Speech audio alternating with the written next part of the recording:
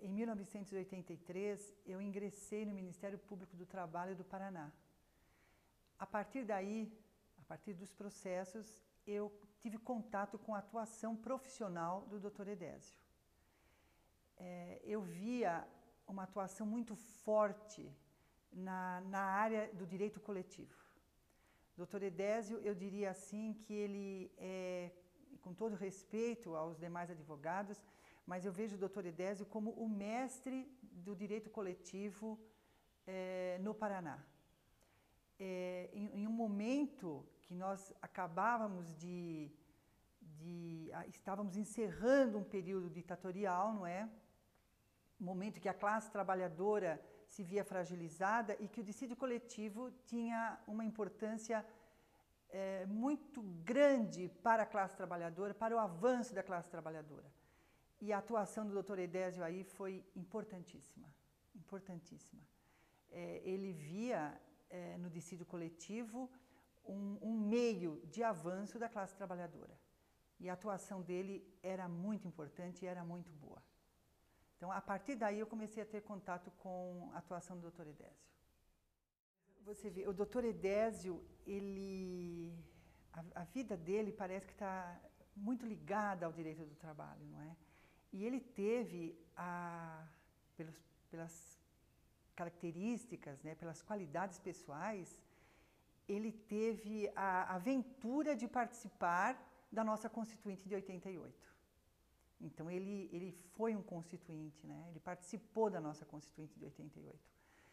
E a partir da nossa Constituição de 88, que abriu novos campos, né, para direitos humanos, para direitos do trabalho, nós víamos sempre o Dr. Edésio, além dessa área de direito coletivo, na área do direito individual, o que nós víamos?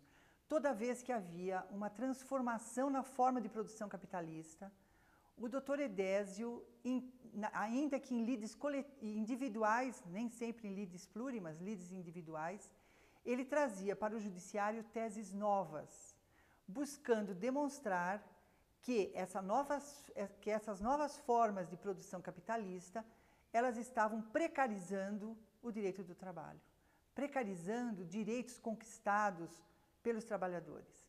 Então, ele trazia teses inovadoras, porque o judiciário, ele se movimenta a partir do impulso da advocacia, né?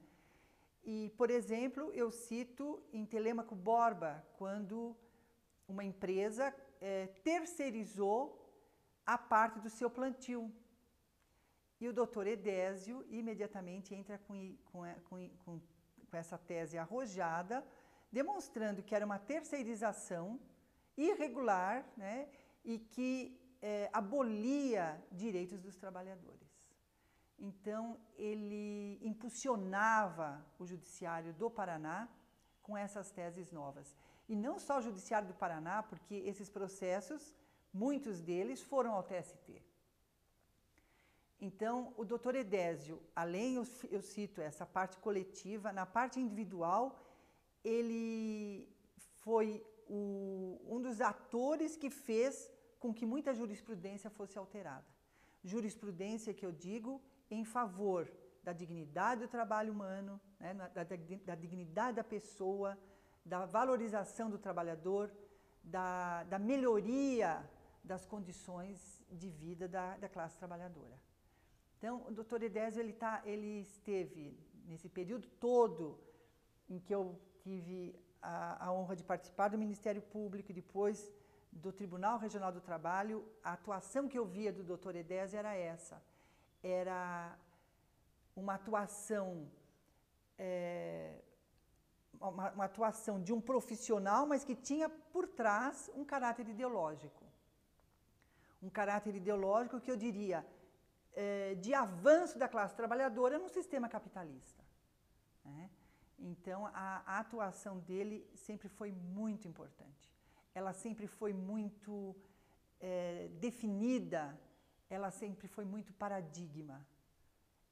Dr. Edésio é um ator importante diante das transformações que o mundo do trabalho sofreu e vem sofrendo, né? para fazer com que o próprio judiciário perceba que essas transformações implicam em alterações prejudiciais à classe trabalhadora. Ele, em todas as petições, ele nos fazia ver isso e nos fazia, muitas vezes, né, nos levava, muitas vezes, a decidir a partir dessa premissa.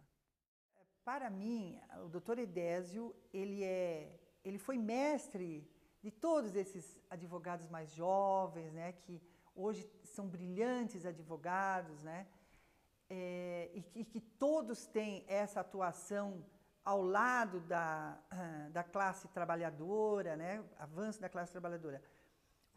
O que eu percebia no Dr. Edésio é isso que eu disse. A atuação profissional dele, ela vinha amparada, né, por uma atuação ideológica. Uma atuação ideológica de avanço da classe trabalhadora. Então, eu acho que o Dr. Edésio sempre foi muito fiel a esse seu princípio ideológico, que todos nós sabemos que ele tem, tanto que ele foi um dos fundadores do Partido dos Trabalhadores, né, aqui no Paraná.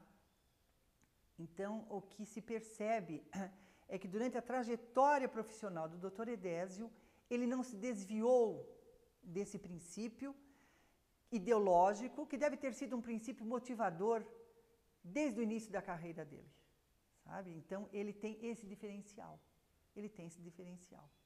né? A atuação dele é uma atuação que vem carregada por um princípio ideológico que ele percebe-se, né, acredita muito, que a classe trabalhadora merece avançar, ainda que seja num regime capitalista. Essa atuação magnífica que o Dr. Edésio demonstrou durante toda a sua carreira, eu penso que foi homenageada pelo TRT da 9ª Região, pela passagem dos 30 anos do TRT, quando o Dr. Edésio foi, por indicação de todos os pares do tribunal, o advogado homenageado. Então, eu percebo que o TRT reverencia também a importância do Dr. Edésio para o direito do trabalho, que é o nosso material de trabalho, né? Nós lidamos com o direito do trabalho. Então, o TRT do Paraná, não tenho dúvida que ele percebe a importância da atuação do Dr. Edésio para o direito do trabalho, diante de todas essas transformações que o mundo do trabalho vem sofrendo hoje. Ele faz com que percebamos essas transformações e percebamos, né, que o trabalhador, muitas vezes, está numa situação fragilizada, numa situação de perda de direitos conquistados ao longo de décadas, às vezes até de séculos. Então, ele está, exatamente como eu disse, por essa sua atuação profissional e ideológica, ele está sempre nos lembrando dessa situação da classe trabalhadora diante das transformações que ocorrem nesse mundo do trabalho globalizado.